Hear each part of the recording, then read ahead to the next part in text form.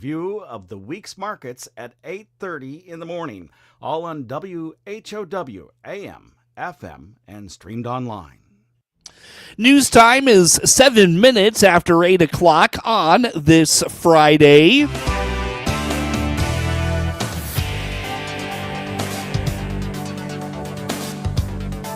Top of the morning from the newsroom of Regional Radio and DeWittDailyNews.com. I'm Seth Lawrence with this expanded 8 o'clock newscast, streaming to Facebook and YouTube, brought to you by Peterson Insurance, your Pekin Insurance agent in Clinton.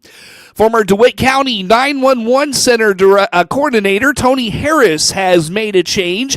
He has moved across the street to work at the City of Clinton, leaving the future of his former role to possibly be changed. At Thursday night's DeWitt County Public Safety Committee meeting, DeWitt County Sheriff Mike Walker notes they've received the job descriptions of the positions that were both previously held by Harris. As you know, Tony Harris left this Monday. And with that being said, I want to let you guys know about what's happening with the 911 coordinator position and dispatch. Put together like an advisory group that met and come up with some job descriptions for both those positions. And then CENTCOM board met yesterday. ETSB meets next Tuesday night. But to make a long story short, we've decided that the 911 position that Tony held, because Tony was doing two jobs, 911 coordinator and CENTCOM supervisor. So we're changing that to 911 systems manager to match what the statute says. The position of 911 Systems Manager will report directly to the Emergency Telephone System Board, or ETSB. This will save the county money by ending the need for CENTCOM to pay for the portion of the salary. That position is going to be an employee of the ETSB board, which will save the county money, because right now, currently, Tony was making right around $81,000, and with the CENTCOM agreement, ETSB paid 80% of that, and then CENTCOM, the members of CENTCOM paid the other 20%, which was about $16,000. So the three entities within CENTCOM, City of Clinton, DeWitt County, and Farmer City, will be saving that $16,000 when it's split out. So that person will take care of all the ETSB work, the accounts, all the equipment in the CENTCOM center. They'll be responsible for making sure it's operating and things like that. The lead telecommunicator role will oversee the day-to-day happenings of the 911 center and report directly to the sheriff. And then as far as the CENTCOM supervision, the lead telecommunicator will basically oversee the day-to-day operations, and they will appoint, or they will report to the sheriff or the chief, but it's basically going to be under my supervision is on a day-to-day basis. Because what happened, Buck, was when that was created 23 years ago, there wasn't all the ETSB stuff, so it's going to make it, I think it might make it easier. Also during the Thursday night meeting, the committee amended the job description of EMA coordinator Wilt Pavlik to no longer require him to live in the county, but rather within a 25-mile radius of the courthouse. This was done at his request, and the committee also reviewed the contract of J&M Critter Care to clarify some of the language. This is the team that cleans the animal control facility that feeds animals on weekends and holidays. Many schools host their homecoming celebrations in the fall, but one district does things a little different. On the WHOW High School Road Tour Wednesday, DeLand-Weldon School's student council sponsor, Ashley Hieronymus, told Regional Radio they celebrate homecoming during the basketball season due to their co-op with Blue Ridge. We co-op with Blue Ridge for football, and so we aren't able to have homecoming here, and so we support Blue Ridge's homecoming. All of us teachers went to the homecoming game to support our boys, to support Blue Ridge. And so we're there. We support that homecoming, but it's not our students' homecoming. Yeah. So we hold homecoming in the winter for our boys' basketball. And so next week we have homecoming week. It's jungle theme this year. We'll have a dance Saturday the 25th. We have Spirit Week. We have a lot of fun activities planned for the week. And, a lot of times schools do parades and they do floats. And Yeah. of course, it's winter, so we don't have that. And so something our kids do is they have a section of the hallway. And so they have to decorate that section that goes with the theme. And then it's voted on. And so there's a winner for the best hallway decorations. And there's a pep assembly and that kind of thing. This has been the tradition at DeLand-Weldon for a long time. Hieronymus says it helps students get through the lull of the school year in January and February. I think that they're used to it. Yeah. You know, they know, especially the freshmen coming in, you know, they know that this is when our homecoming is. And so I think that they're used to it. It's kind of a nice coming back from winter, kind of that nice little break a few weeks into school. January is cold and not really exciting month. And so this gives them that excitement and able to move forward from there. Get more information on all the events and happenings at DeLand-Weldon Schools at dwschools.org. Join us next Wednesday for more of our high school road tours in the month of January when we stop in Hayworth. The Illinois Farm Bureau actively engaged Student of the Month for January is a Freeburg Community High School senior. Max Beal told the RFD Radio Network that he is a proud member of the FFA. So with FFA, I am very involved with it. I try to compete in as many CDEs as possible whenever I'm not busy with other stuff with sports and farming. A couple of the CDEs I've competed in are livestock judging, equine, food sciences, and a couple other proficiencies. Give us the backstory on your interest in swine production. So my interest with swine and overall, I've lived on a farm my whole entire life. I'll be the sixth generation on our family farm. The farm was originally bought in 1859 by George Beal. We have been in business for over 150 years. So on our farm, we do a lot. We do a range from livestock and crops. And then how active are you involved in the farm with all of these other activities that you're involved in? I try to be as active as I can when I'm not doing sports or involved with FFA. During my downtime and done with schoolwork, I'll be up on the farm trying to help as much as I can with my dad and grandpa. How do you make the schedule work and then also find the right balance? It's time management, just making sure you have enough time to do everything and then being able to fit in the time for the other stuff and then also fitting time in for family. He's also a member of the Turkey Hill Busy Bees 4-H Club in St. Clair County and participates in Manners, the Minorities in Agriculture, Natural Resources, and Related Sciences. Beal's also an IHSA bowler and roams the outfield on the Freeburg baseball team. To nominate a student for the Illinois Farm Bureau Actively Engaged Student of the Month, visit farmweeknow.com/actively engaged. A quick look at this morning's obituaries. 91-year-old Beverly Eileen Basting, formerly of Clinton, passed away at her residence in Anna on January 12th. Services for 91-year-old Beverly Eileen Basting will be this morning at 11 a.m. at Calvert Funeral Home with Pastor Jonathan Robertson officiating. The burial will follow at Lance Cemetery in Carlock. The visitation is 10 to 11 this morning at the funeral home. Get news anytime at DeWittDailyNews.com. Sports is next.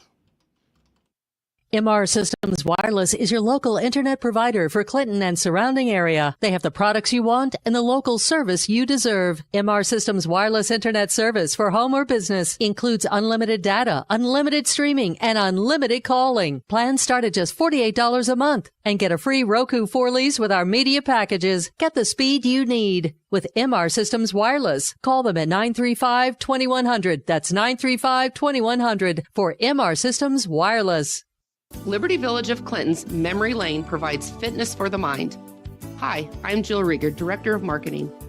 Our memory care program focuses on an individual's strengths for personalized care. Click on our icon at DeWittDailyNews.com. SIU Family Medicine wants the best health for you and your family. Be a champion. Protect your loved ones. The SIU Center for Family Medicine of Lincoln is accepting new patients. Click their icon at DeWittDailyNews.com to schedule your appointment. With Equity Protect. With SRN Sports, I'm George Williams. In NBA action last night, the two top teams in the league, East and West, met on the court, and it was the Thunder prevailing over the Cavaliers by 20 points in a rout, 134-114. In another rout, it was the Clippers over the Trailblazers by 29 points, 118-89. Kings over the Rockets, Pacers down the Pistons, and it was the Suns defeating the Wizards. In the NHL, there were three close games. In overtime, Maple Leafs beat the Devils 4-3. In overtime, the Capitals shut the Senators out 1-0. And in a shootout, the Lightning beat the Ducks 4-3. In other action, Predators beat the Blackhawks. It was the Red Wings over the Panthers. Blue Jackets beat the Sharks. Blues over the Flames. Canadiens beat the Stars. The Jets were winners over the Kraken by a 2-1 score. Rangers beat Utah. And in a rally, the Avalanche down the Oilers. And the Kings beat the Canucks. This is SRN Sports. NCAA men's top 25 college basketball, 3 games, all upsets of ranked teams. The first one is Oregon State upsetting number 16 Gonzaga in overtime, 97-89. Temple downed number 19 Memphis, and Minnesota upset number 20 Michigan. In Australian Open tennis, a new name for us to know, Lerner Tien. He's become the youngest American man to reach the Australian Open third round since Pete Sampras did it in 1990. He's 19 years old from California, and he upset the 5th-seeded Daniil Medvedev in a marathon 5-set match. In men's play, 3rd-seeded Carlos Alcaraz has advanced to 4th-round play, as has Novak Djokovic. And on the women's singles side, Aryna Sabalenka and Coco Gauff advance. And one more heartwarming story from the Australian Open. American tennis player Taylor Fritz donating the $82,000 he won for relief funds for people in his home state of California. This is SRN Sports. Time now for a look at sports. I'm Seth Lawrence with this report. The Clinton Maroons boys basketball team opens its Central Illinois Conference slate tonight with a visit to Shelbyville off of a 57-46 loss to Monticello Tuesday. Coach Vic Binkley was proud of the fight his team showed. They overcame 2 double-digit deficits. Unfortunately, down the stretch, they missed some free throws and couldn't find that big basket. We just couldn't hit that one big shot. Keaton started taking the ball to the hole and scoring for us, and I think they did a great job on him. They put a very athletic kid on him, the young kid, and they got a nice club, and for us to, like I said, come back twice, being down 10. I think we was down 11 first half. Got it to 4, I know, the second time. But we missed some free throws. You can't miss free throws. But we played hard defense, and we actually out-rebounded them by 1. And we'll take that. I mean, with our size, we're so small. That's a tough way to being on our home floor, and it just didn't seem like we got the right breaks at the right time. That's hard to fight back like that, especially twice, but they did it, and I'm proud of them for doing that. So we got to get a little better. We got to hit some shots. Definitely not having Anthony hurts us, but we had some people step up tonight. So Caden Harris came in and guarded Young when Colton got in foul trouble. Jaden Bell did a good job for us. We're going to be all right, but we just we start the conference Friday. We're going to Shelbyville, so we got to see what we got to do. The Central Illinois Conference will be a real challenge with several teams playing good basketball. Coach Binkley believes his team will be up for the challenge. Tuscola, they beat us by 4. And Warrensburg, they're the best team they've had in a long time. So it's up for grabs on the right night. Meridian's coming on. They beat Maroa the other night. A&M's beat Maroa. Maroa got you guys early, right? So. Yeah, so it's going to be interesting to see. It's going to be interesting conference race. And then, the thing about that, you get halfway through the conference, and then you have the conference tournament. Then you go back to the conference race. We're going to keep plugging and try to win some ball games, and definitely these kids aren't going to quit. As the Maroons embark on the CIC slate, Coach Binkley says his team needs to shoot the basketball better, but he feels Monticello was a very good litmus test for his team. He will review some situational things with the kids to find ways to improve. Shooting. Definitely, we got to become better outside shooters, better free throw shooters. We take care of the ball, we play hard defense, and we've been rebounding well. You know, it's just going to come down to we got to shoot the ball. We take care of the ball, but we don't turn the ball over very often. You know, we're under 10 most of the time. It's nice to know that we're going to take care of the ball and run an offense, and we just step up and hit that big shot. We played a pretty good team. We played them close, and I mean, they took T-Town right down to the wire. They're playing pretty good, and we feel, you know, to be right there and not play our best. You know, that's something we got to do. We got to learn to play our best when we have big games. We just look at some situations that could have got better, try to learn from that, and move on. That's all you can do. You can't dwell on it.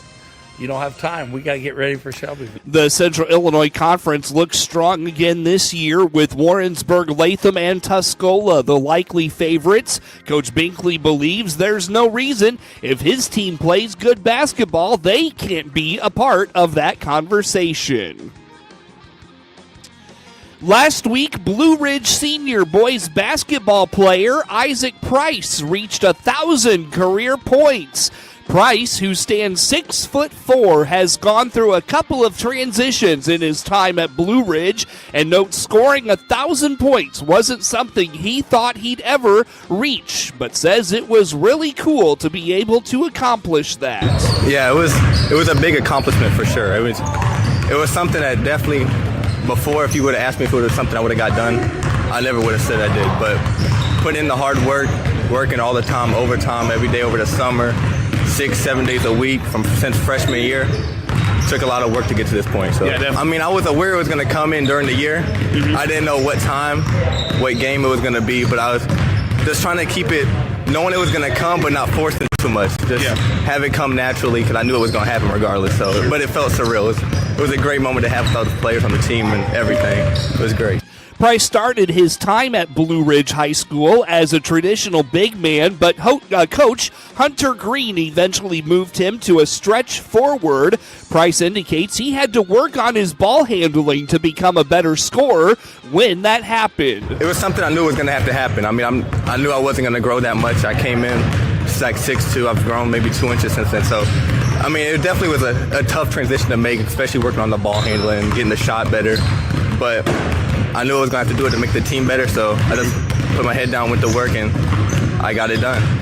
Ball handling was definitely the biggest thing I had to work on. I mean, I wasn't able to really dribble as a guard at all. I mean, I was able to maybe put one dribble on the floor, and that was all I was confident with. But now this year, I'm able to do, I feel like, just take any defender off the dribble. I'm confident with that. Definitely ball handling and playmaking was definitely the other thing I worked really hard to get better at for sure.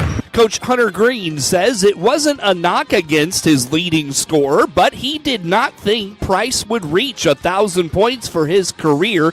He's very proud of Price for embracing the change in position and for working hard to get better each year he's been in the program. To be honest, no. Well, first year, no. We did. That isn't necessarily against Isaac. That's more of just the program itself. Now, his sophomore year, yes, we started to see things develop, and as he was a freshman. But in terms of the program, no, I didn't think we would ever have 1,000-point score. But as we started to see the program get better and saw that Isaac got better, we saw the potential was there. So his game is kind of a stretch 4. He's always been a great shooter since he walked in. The thing I'll say about Isaac, though, is that he's developed so much in the last 4 years to where he was just a post player when we came in, but he's basically developed into a guard. You know, it's a big thing that I preach around here is unless you're 6'9", 6'10", walking in the door, you're a guard. And so Isaac has really taken that to heart, and he's developed his ball handling. His shooting was already good, but it's gotten so much better. I think that also just speaks to the kind of person Isaac is really understanding how to get better at things and taking those opportunities. Price enjoys hanging out with his friends, playing basketball, and recently has gotten into playing chess. His favorite teacher is Colin Skurlock, who teaches science. His favorite classes are science classes. He brings his lunch to school every day with a peanut butter and jelly sandwich, some goldfish, and a variety of fruits. If he has to eat the school lunch, he enjoys the school's chicken nuggets and orange chicken. And when he goes out, he enjoys getting food from Wingstop. Coach Green praises Price's dedication to the classroom and says he's a very good student. 4 players scored in double figures, and the Clinton Lady Maroons took home a big 60-53 victory over Tuscola Thursday night in Central Illinois Conference play from Tuscola.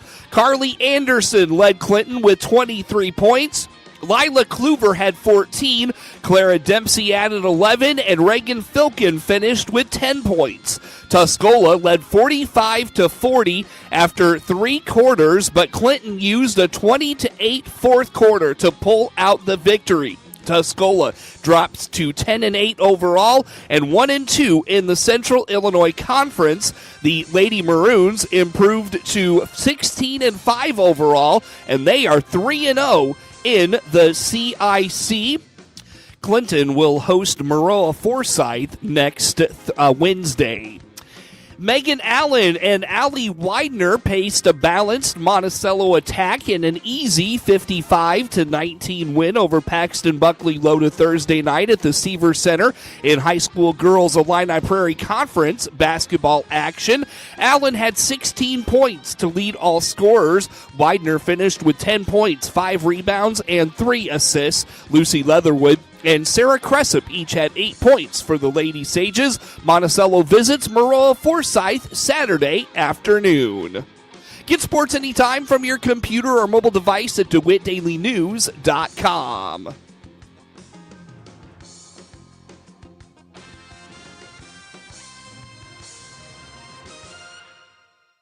Prevention is the key to staying healthy this winter. Hi, I'm Paul Scarron, CEO of Warner Hospital and Health Services in Clinton. Prevention is the key to wellness in cold weather, but if prevention doesn't work, the Warner Hospital Walk-In Clinic inside our Family Medicine Center is your backup plan. No appointment.